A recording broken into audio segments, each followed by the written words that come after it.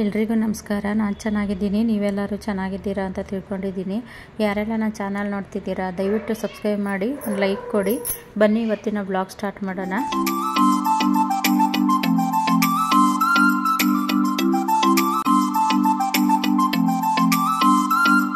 ನಮ್ಮ ಮನೆ ಮುಂದೆ ಒಂದು ಮಲ್ಲಿಗೆ ಗಿಡ ಇದ್ದರೆ ಸಾಕು ಅಂತ ಎಲ್ಲರೂ ಆಸೆ ಪಡ್ತಾ ಇರ್ತಾರೆ.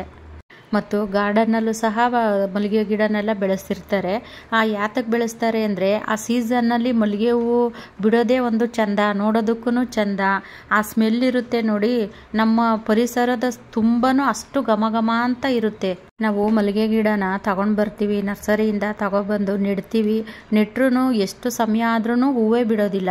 ಈ ಥರ ಆದಾಗ ಹೂವನ್ನೇ ಬಿಡಲಿಲ್ವಲ್ಲ ಅಂತ ನಮಗೂ ತುಂಬಾ ಬೇಜಾರಾಗ್ತಿರುತ್ತೆ. ಈ ಮಲ್ಲಿಗೆ ಗಿಡದ ತುಂಬ ಹೂವು ಬಿಡಬೇಕು ಅಂದರೆ ನಾವು ಈ ಮಲ್ಲಿಗೆ ಗಿಡಕ್ಕೆ ಎಷ್ಟು ಕೇರ್ ಮಾಡಬೇಕು ಅಂದರೆ ಅದನ್ನು ತುಂಬ ಚೆನ್ನಾಗಿ ಕೇರ್ ಮಾಡಬೇಕು.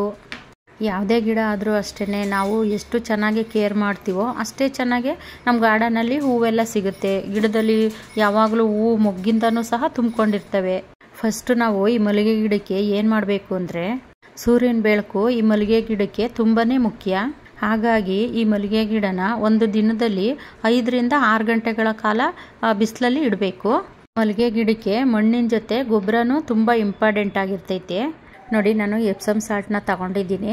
ಇದು ನಿಮಗೆ ಆನ್ಲೈನಲ್ಲಿ ಸಿಗುತ್ತೆ. ಅಂದರೆ ಆನ್ಲೈನಲ್ಲಿ ಸ್ವಲ್ಪ ಕಾಸ್ಟ್ಲಿ. ಈ ಗೊಬ್ಬರದ ಅಂಗಡಿಲೆಲ್ಲ ಸಿಗುತ್ತೋ ಏನೋ ಗೊತ್ತಿಲ್ಲ, ಒಂದ್ಸರಿ ವಿಚಾರಿಸಿ ನೋಡಿ. ನಾನು ಇದನ್ನು ಲಾಲ್ಬಾಗಿಂದ ತೊಗೊಂಡು ಬಂದಿದ್ದು. 1 kg ಇದು 70 ರೂಪಾಯಿ. ಅಂದರೆ ಆನ್ಲೈನಲ್ಲಿ ಸ್ವಲ್ಪ ಕಾಸ್ಟ್ಲಿನೇ ಇರುತ್ತೆ. ನೋಡಿ, ಇವಾಗ ನಾನು ಒಂದು 2 ಲೀಟ್ರಷ್ಟು ನೀರು ತೊಗೊಂಡಿದ್ದೀನಿ. ಆ ನೀರಿಗೆ ನಾನು ಒಂದು 2 ಸ್ಪೂನಷ್ಟು ಎಪ್ಸಮ್ ಸಾಲ್ಟ್ನ ಹಾಕ್ಕೊತಾ ಇದ್ದೀನಿ. ಈ ಎಪ್ಸಮ್ ಸಾಲ್ಟ್ನಲ್ಲಿರೋಂತಹ ಮೆಗ್ನೀಷಿಯಂ ಗಿಡ ಚೆನ್ನಾಗಿ ಬೆಳೆಯೋದಕ್ಕೆ ಮತ್ತು ಹೂ ಬಿಡೋದಕ್ಕೆಲ್ಲ ತುಂಬಾ ಹೆಲ್ಪ್ ಮಾಡುತ್ತೆ. ಇದನ್ನು ನೀರಲ್ಲಿ ಹಾಕಿ ಚೆನ್ನಾಗಿ ಮಿಕ್ಸ್ ಮಾಡಬೇಕು. ಒಂದು ಕೋಲ್ ತೊಗೊಳ್ಳಿ, ಒಂದು ಕೋಲ್ ಸಹಾಯದಿಂದ ಚೆನ್ನಾಗಿ ಮಿಕ್ಸ್ ಮಾಡ್ಕೊಳ್ಳಿ.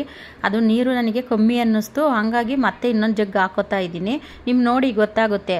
1 ಲೀಟ್ರ್ ನೀರಿಗೆ 1 ಸ್ಪೂನ್ ಹಾಕ್ಕೊಂಡ್ರೂ ಸಾಕು. ಅಂದರೆ ಇದು ಏನು ಸ್ವಲ್ಪ ಜಾಸ್ತಿ ಆದ್ರೂ ಏನು ಎಫೆಕ್ಟ್ ಆಗೋದಿಲ್ಲ ಗಿಡಗಳಿಗೆ, ಇನ್ನೂ ಚೆನ್ನಾಗಿ ಹೆಲ್ದಿಯಾಗೂ ಸಹ ಬರುತ್ತೆ. ಈ ಎಪ್ಸಮ್ ಸಾಲ್ಟ್ನ ನಾವು ಈ ಥರ ಫರ್ಟಿಲೈಸರ್ ಆಗಿ ಮಾಡಿ ಕೊಡೋದ್ರಿಂದ ನಮ್ಮ ಗಾರ್ಡನ್ನಲ್ಲಿ ಗಿಡಗಳು ತುಂಬ ಹೂವು ಮೊಗ್ಗು ಎಲ್ಲ ತುಂಬಿಕೊಂಡಿರುತ್ತೆ. ಈ ಮಲ್ಲಿಗೆ ಗಿಡ ಚೆನ್ನಾಗಿ ಬೆಳೆದು ಹೂ ಬಿಡಬೇಕು ಅಂದರೆ ಇದ್ರ ಬುಡ ಒಣಗದೇ ಇರೋ ಥರ ನಾವು ನೋಡ್ಕೋಬೇಕು. ನಾನು ಆಗಲೇ ಹೇಳಿದ್ನಲ್ವಾ, ಮಣ್ಣಿನ ಜೊತೆ ಗೊಬ್ಬರನೂ ಇಂಪಾರ್ಟೆಂಟು ಅಂತ. ಆ ಮಣ್ಣಿನ ಜೊತೆ ಎರೆಹುಳ ಮತ್ತು ಸಗಣಿ ಗೊಬ್ಬರನೂ ಸಹ ಸೇರಿಸ್ಬೇಕು. ಎರೆಹುಳ ಮತ್ತು ಸಗಣಿ ಗೊಬ್ಬರನ ತಿಂಗಳಿಗೆ ಒಂದ್ಸತಿ ಹಾಕಿದ್ರೂ ಸಾಕು ಈ ಮಲ್ಲಿಗೆ ಗಿಡಕ್ಕೆ. ಈ ಎಪ್ಸಮ್ ಸಾಲ್ಟ್ನ ನೀವು ತಿಂಗಳಿಗೆ ಒಂದ್ಸತಿ ಈ ಥರ ಲಿಕ್ವಿಡ್ ರೂಪದಲ್ಲಿ ಮಾಡಿ ಕೊಟ್ರೂ ತುಂಬ ಚೆನ್ನಾಗಿ ಗಿಡಗಳೆಲ್ಲ ಬರುತ್ತೆ.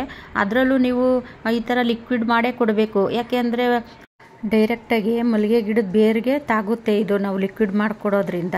ಹಾಗಾಗಿ ನಾವು ಮಲ್ಲಿಗೆ ಗಿಡಕ್ಕೆ ಈ ಎಪ್ಸಮ್ ಸಾಲ್ಟ್ನ ಲಿಕ್ವಿಡ್ ರೂಪದಲ್ಲೇ ಮಾಡಿ ಕೊಡಬೇಕು. ಈ ಎಪ್ಸಮ್ ಸಾಲ್ಟು ಮತ್ತು ಬೀಜಗಳು ಚೆನ್ನಾಗಿ ಮೊಳಕೆ ಬರೋದಕ್ಕೂ ಸಹ ಸಹಾಯ ಮಾಡುತ್ತೆ. ನೋಡಿ, ನಾನು ಆ ಪುಡಿ ಹಾಕಿ ಅದನ್ನು ಸಹ ತೋರಿಸ್ತಾ ಇದ್ದೀನಿ. ಈ ಥರ ಪುಡಿ ಎಲ್ಲ ಹಾಕೋಬಾರ್ದು. ಯಾಕೆಂದರೆ ಈ ಥರ ಪುಡಿ ಹಾಕಿದ್ರೆ ಪಾಟಲ್ಲಿ ಅದು ಬೇಗ ಅಬ್ಸರ್ವ್ ಮಾಡ್ಕೊಳೋದಿಲ್ಲ. ಈಗ ಅದು ಕರ್ಗಿ ಮತ್ತು ಬೇರ್ಗೆಲ್ಲ ತಾಕೋ ಅಷ್ಟೊತ್ತಿಗೆ ಟೈಮ್ ಹಿಡಿತದೆ.